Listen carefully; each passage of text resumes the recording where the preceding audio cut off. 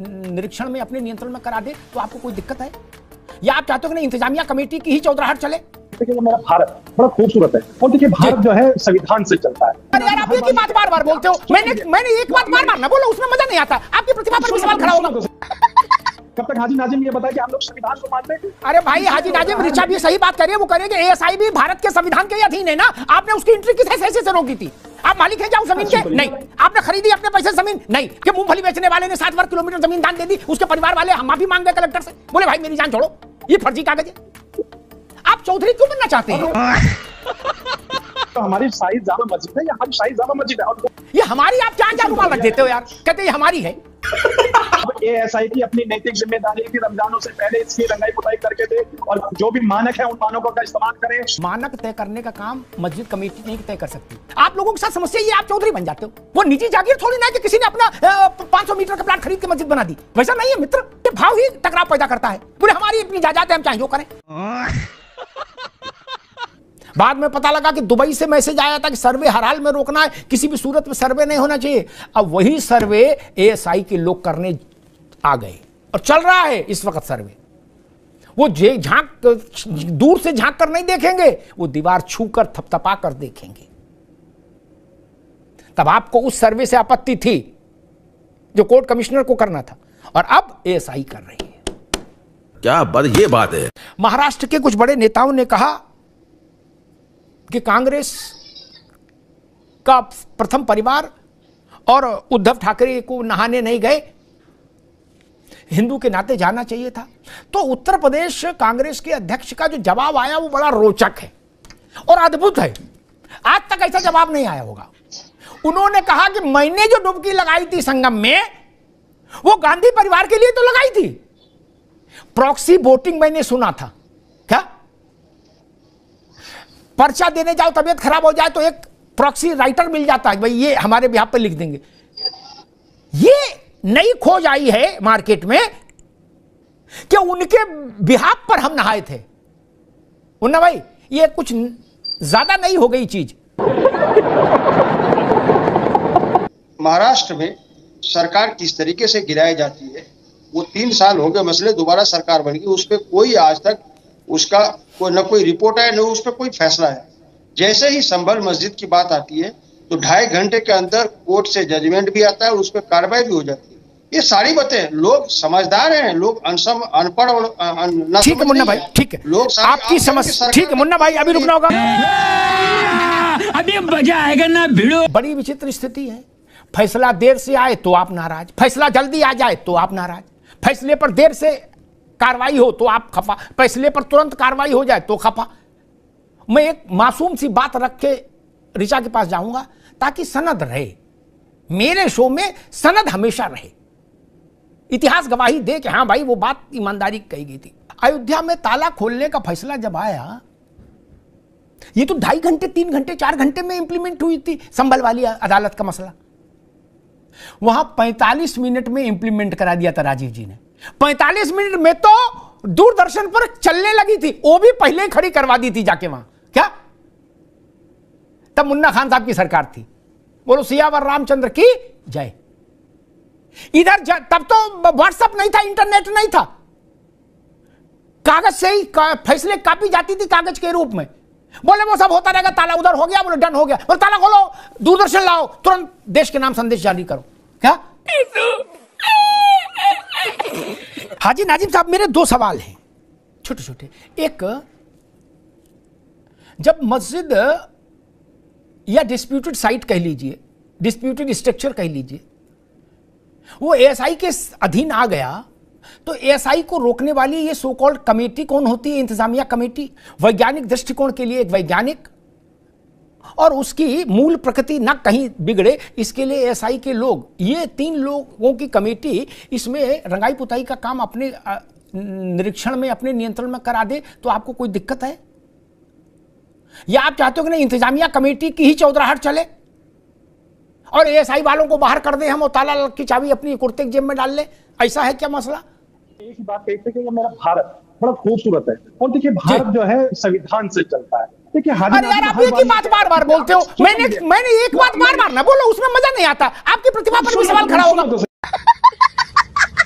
हाजी नाजिम कब तक अपनी देशभक्ति का प्रमाण देता रहे, कब तक हाजी नाजिम ये बताए कि हम लोग संविधान को मानते, कब तक कुछ ये जो संविधान को मानते, एएसआई को कौन प्रवेश नहीं करने दे रहा था? तो इस तरीके का प्रमाण ये लोग देते हैं, लेकिन हम लोग एएसआई संविधान के अंतर्गत आती है या नहीं आती है? अरे भाई हाजी नाजिम, रिचा भी सही बात कर रही है, वो कह रही है कि एएसआई भी भारत के संविधान के अधीन है ना, आपने उसकी एंट्री किस हैसियत से रोक दी थी? आप कौन है एंट्री रोकने वाले?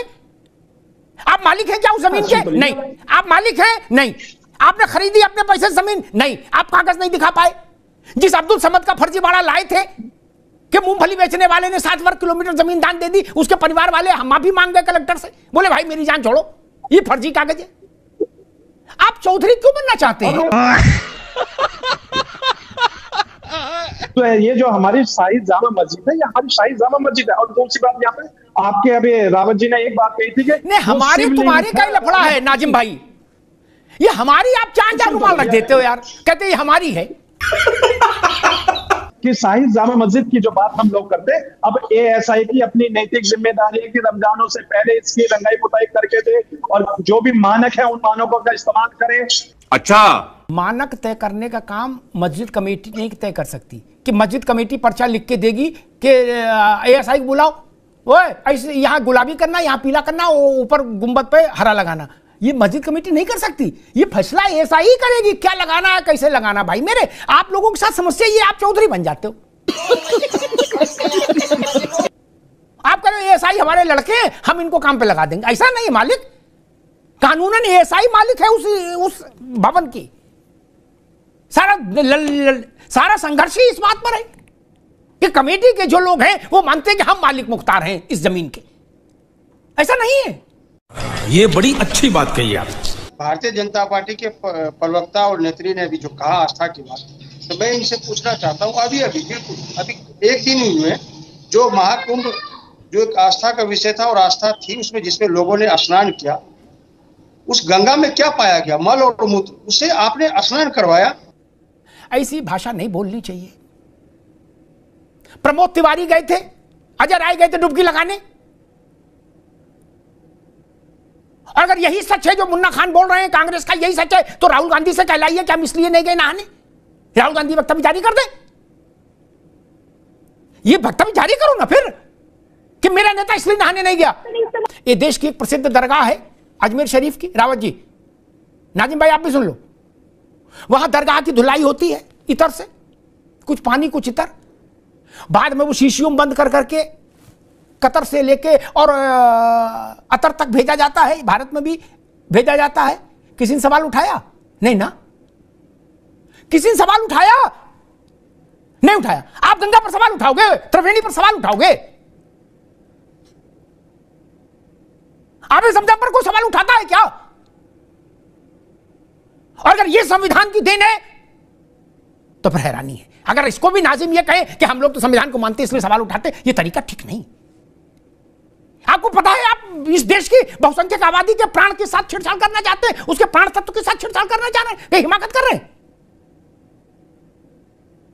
क्या करें? 66 करोड़ लोगों को मलमूत्र में नहला दिया, ये कांग्रेस कह रही है। सुकून आके गए थे, उनकी तबीयत पूछिए, टेलीफोन करके पूछिए।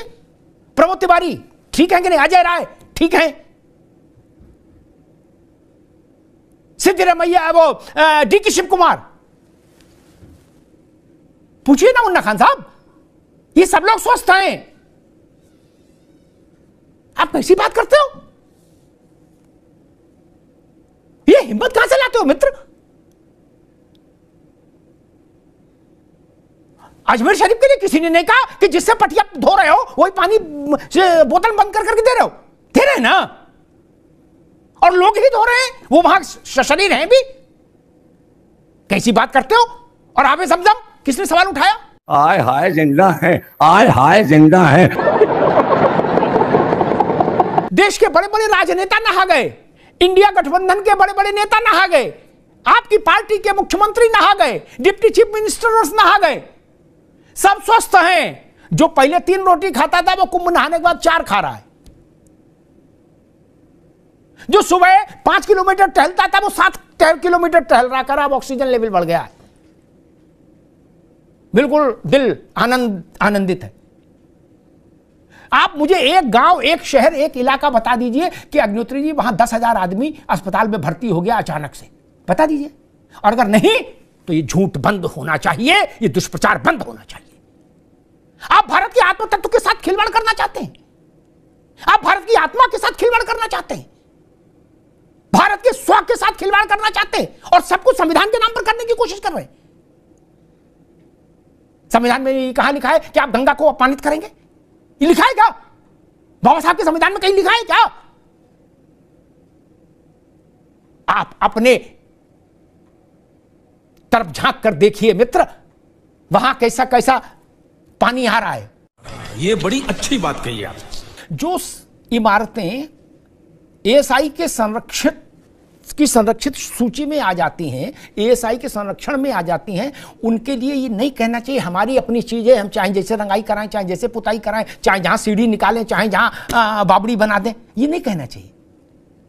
वो निजी जागीर थोड़ी ना कि किसी ने अपना 500 मीटर का प्लाट खरीद के मस्जिद बना दी, वैसा नहीं है मित्र। ये भाव ही टकराव पैदा करता है। बोले हमारी अपनी जायदाद है, हम चाहे जो करें। नहीं भाई, कैसे कर सकते हैं? जैसा ताजमहल और वैसा ही संभल की मस्जिद, वो भी एएसआई की प्रोटेक्शन में है, ये भी एएसआई की प्रोटेक्शन में है। ये तो मस्जिद कमेटी की दादागिरी थी। एक दौर हमने वो देखा जब मस्जिद कमेटी के लोग एएसआई के अधिकारियों को, रावत जी सीढ़ी छोड़ो, उस मोहल्ले में नहीं आने देते थे। कहते थे मोहल्ले में आ गए तो कुटाई कर देंगे।